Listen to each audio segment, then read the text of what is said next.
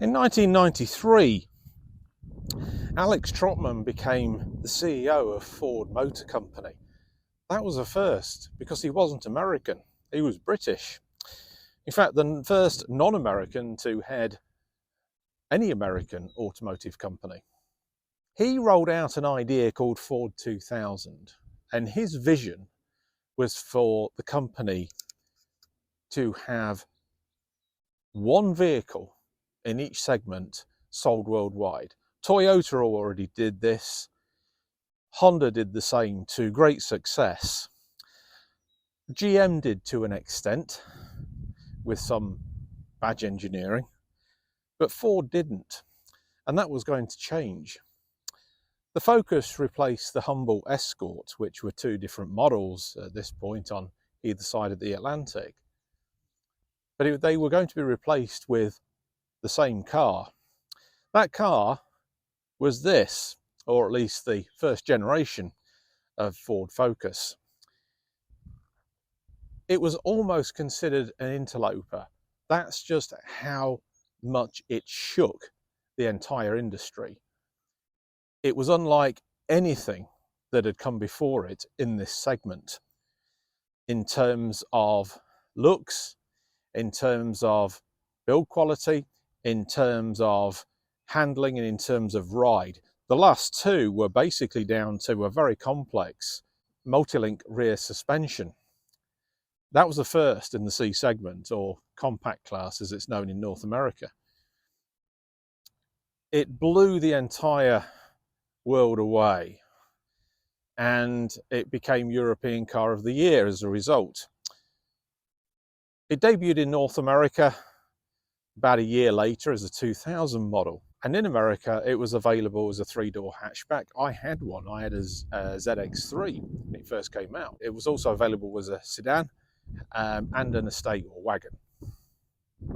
The five-door hatchback did not appear in North America until 2001. So it was a full complement. The Z-Tech engines, which were standard in Europe but not in the States, were high revving, very willing, and felt very sporty. But the Focus didn't stop there. It went on to achieve a much greater success. I'm Darren Walker, and this is Auto Atlantica. In Europe, the Focus evolved and improved over the generations. The second generation car, which featured a new platform entirely called the C1, was also underpinned the Volvo S40 and the Mazda 3, and improved the handling even better. US didn't get that car. Instead, it got a rehashed version of the Mark I, the C170 platform, but to look more like the Mark II. And then the US got a really weirded out version, which wouldn't have sold anywhere else, I think, other than America, still based on that platform. But then Ali Mulally was CEO. Mulally rehashed this global aspiration to have one model across all markets in this segment. And so the generation car was designed, basically headed out of Detroit, and this is it. The third generation car debuted at the 2010 North American International Motor Show, and it went on sale in markets worldwide simultaneously in 2011.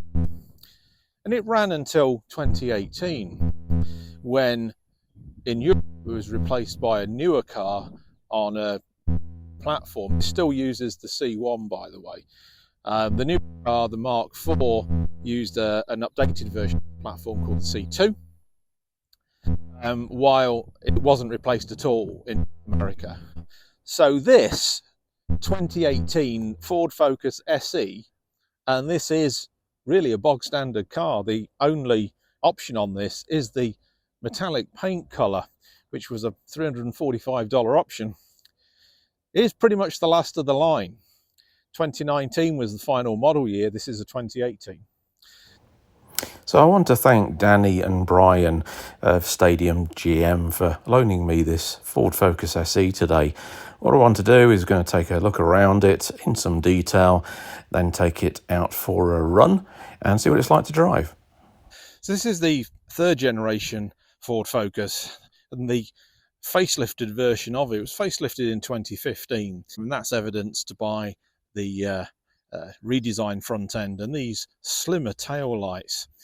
The US got a hatchback, as did the rest of the world. It also got a four-door sedan as well, which most of Europe did not get, although the US did not get the station wagon that was available in Europe. Such are different tastes. This is a base SE model, as is evidenced there. Came in several trims, the SE and titanium. The SE is very basic indeed. It doesn't have a lot of creature comforts, but you've got some niceties like these alloy wheels, rather fetching halogen headlights there. But yeah, this is quite basic. You had to step up to the trim levels. SEL and titanium, I think, were the other trim levels in North America to even get side repeaters in the mirror. This doesn't even have side repeaters. That's fairly typical of Ford's cost cutting. You got the clap hand wipers, which were quite prevalent back in the 2000s and 2010s on a lot of cars. Let's take a look in the trunk. There we go. No parcel shelf on this one, but you get a decent sized trunk. It's a good aperture, and you've got a low loading sill, which was commonplace by the time this was designed. Headroom is fairly decent in this. I wouldn't want one with the sunroof because that would probably intrude, especially up front. And legroom is average, I would say, in this. I've sat in the back here, and it can accommodate my girth. These seats are pretty hard wearing. I mean, this car's now 6 years old, and there's very, very little wear to them at all. And same with the center console. But looks like these will clean up actually quite easily. The seats themselves do hold you. You've got these nice bolsters on them, and yeah, it offers quite a comfortable ride. 6-speed automatic gearbox, which was standard in the US cars. That is mated to the base 2-litre GDI engine. So in this base SE, you are afforded some luxuries like electric windows, electric and heated mirrors as well. And what I like about the mirrors is that you've got a nice concave outer section, so it gives you a much wider view of what's behind you. You've got central locking as well. The one thing that I adore about this era of Fords in general was the same with the Fiesta of the time, were these beautifully laid out instruments. You have these rather nice sort of petal-like cowlings for the speedometer and the tachometer, and then your fuel and coolant gauge underneath. But it's a nice mixture of traditional and modern with that fairly small but colorized screen, which tells you all the information that you really need. It's got a digital speedometer in the middle, but it tells you what gear you're in as well, which is just as well for me because I keep putting it into low gear. And you got your temperature and a compass on there, your mileage, and you got a nice graphic of the car to one side that lets you know if you left your headlights on, or if you got a bulb out, or if you've got or one of the doors ajar. And this being a base car, it's got the very small, I think that's like a 4-inch screen in the middle there for the infotainment. The controls themselves are very good. In the more expensive models, you could get a Sony stereo system, and I do like all the heater and ventilation controls. These are nice buttons which give you an actual feel to what you're doing. So, as you'd expect in the Ford Focus, which was renowned for good handling, the steering wheel is absolutely beautiful. It's the perfect thickness, it's the perfect size, and it really does make you feel that you are in something much sportier than it actually is. I do wish it had a manual gearbox though. I'll quote the BHP figure on the screen because I'm not entirely sure, but I think this car generated about 140 horsepower. This was the base engine, as I've said, and then you could opt for the 1 litre 3-cylinder turbo. The car is ergonomically superb. Everything is to hand here. I like the push buttons here. They've got a nice tactile feel to them. I love the controls for the ventilation. These are nice and thick, and you barely have to take your hand off the steering wheel, and you can just easily push those rockers. And then you've got cup holders and space to put a phone or whatever down between the seats as well. So let's take this for a drive. That's pretty much about it. Like I say, this is a very basic car, but reliable transportation.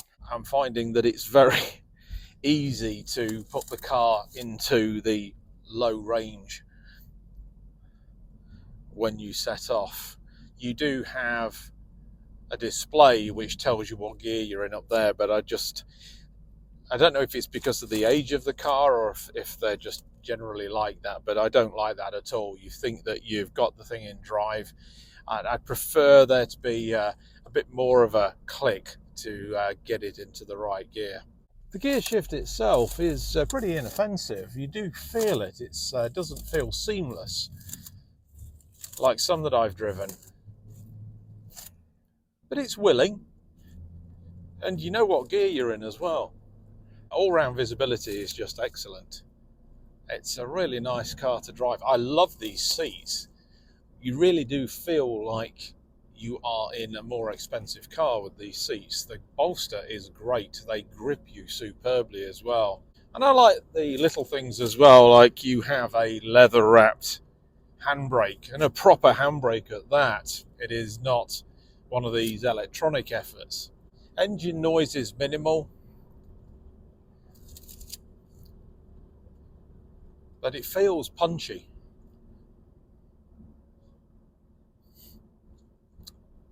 Yeah, you feel like you could take this car and just go for a long drive and feel refreshed even after several hundred miles of driving. It offers that kind of ride comfort, and that's what this platform was renowned for. The combination of handling and ride was what the C1 was all about, and they improved it with the C2, which was not available here.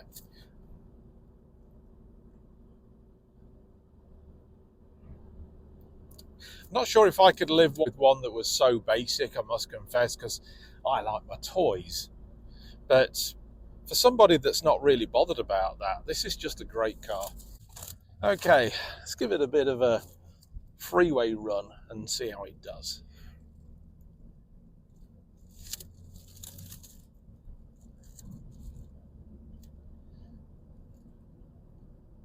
This is a road that goes from nowhere to nowhere. It was built in the 1970s to bypass the town, and it was part of a much bigger project which was never completed. So consequently, nobody uses it. It's a real white elephant.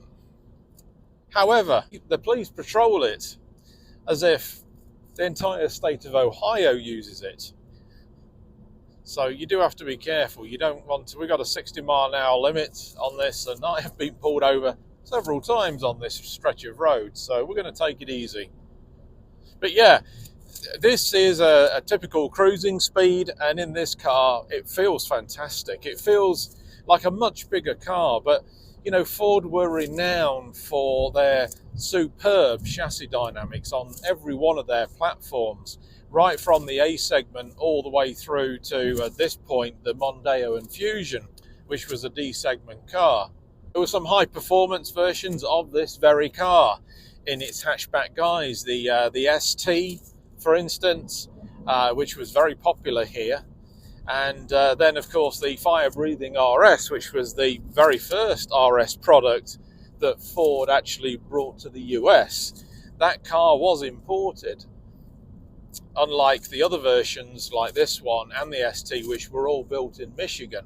Now, there are some people that might think that a Common Garden hatchback like this is old hat, but these cars have legions of fans. The problem with base models in particular is that they typically get abused and just end up falling off the road. But the nice ones that get maintained end up being collectible and end up in shows such as Radwood and Festival of the Unexceptional.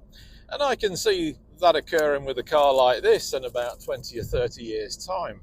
Here in the US at least, they all come with this 2-litre GDI engine as standard, and it's very punchy, so even if you are missing out on the toys, you've still got a car which is a beautiful car to drive. It's powerful, it rides nice, and you'll have no qualms about taking this on a long road trip. So would I buy this car? Well, yes, I would.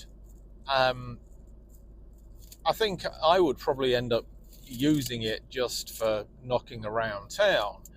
But if I was buying one as Main Street transport, like I say, I would want more toys in it. I'd want the larger screen right there for a kickoff. It does have Ford's sync system in the radio, which is their infotainment system.